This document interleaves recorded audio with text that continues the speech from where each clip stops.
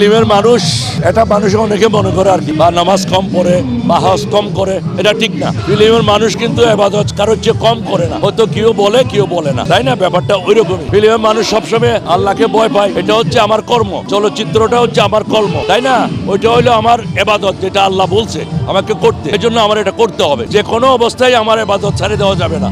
আপনাদের প্রতি অনুরোধ থাকবে, আপনারা যে যাই করেন, মাফ করা মালিক আল্লাহ, যে যাই করুক আপনারা নামাজটা পড়বেন, আপনার আল্লাহ যেটা বলছে ওই কথাগুলি আপনারা পালন করবেন। আসলে আমি অনেকবার বলছি, আমার ঢাকা বাসা হলো উত্তরা, আর গ্রামের বাড়ি হচ্ছে টেকনা, বাহারসরা, নোয়াখালী পাড়া। তো যেহেতু পাহাড়ি এলাকা, সি বিচ এলাকা, আমার হচ্ছে মেরিন ড্রাইভের পাশে আমার বাড়ি। ওখানে আমি কিছু সামাজিক কাজ করি, কিছু সংগঠন করি। যেমন আপনার একটা ওখানে খুব বড় মসজিদ আছে আল্লাহর রহমতে, ওই মসজিদটা আমি পরিচালনা করি। এবি পলির মানে বুদ্ধিমানরাই জানে। AB Poly UPVC pipes and fittings, টিকবে যুগের পর যুগ। তারপরে মনে করেন যে আমি কিছু গরু ছাগল পালি, কিছু পেঁপে বাগান আছে আমার, এটা করি। আমার মানে কখনো আশা বড় ছিল না, আমার ছোটর মধ্যে আমি সন্তুষ্ট হয়ে যাই। এই জন্য আমার যা করি ইনশাল্লাহ ঠিক আছে। ঢাকায় থাকি, টেকনাফেও থাকি, টেকনাফে একটু বেশি যাই। ঢাকাতে যখন কাজ নাই, আমি তো আপাতত প্রায় 2 বছর যাবত তো আমি শুটিং করি না, তো সেই জন্য শুটিং করি না। শুটিং তো নাই, করবো কোথায়? শুটিং তো নাই আসলে, তো সেই জন্য করা হয় না। যত আমি টেকনাফে যাই, তারপরে ঢাকায়ও থাকি, এরকম মিলামিশা আছে।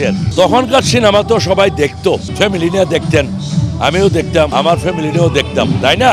এখনকার ছবি যেগুলি হচ্ছে, এগুলি তো একটা কি বলবো আপনাকে, দেখার মতো তো অনেক সময় পরিবেশে থাকে না। তো পার্থক্য তো অবশ্যই আছে। এখন একটা ডিজিটাল যুগ, ডিজিটাল যেটা যুগ, সেটাকে ঠিক মতো ব্যবহার করতে আমরা পারতেছি না।